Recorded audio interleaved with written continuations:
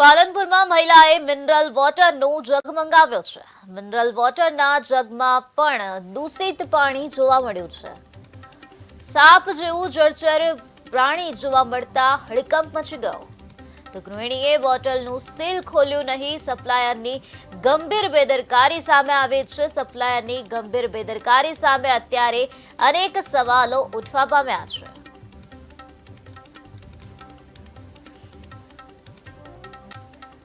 ગૃહિણીએ બોટલનું seal ખોલ્યું નથી। પાણીમાં એ જળચર પ્રાણી જોવા મળી રહ્યું છે। સપ્લાયરની ગંભીર બેદરકારી જોવા મળી રહી છે। મહિલાને કડવો અનુભવ પ્રાપ્ત થયો છે।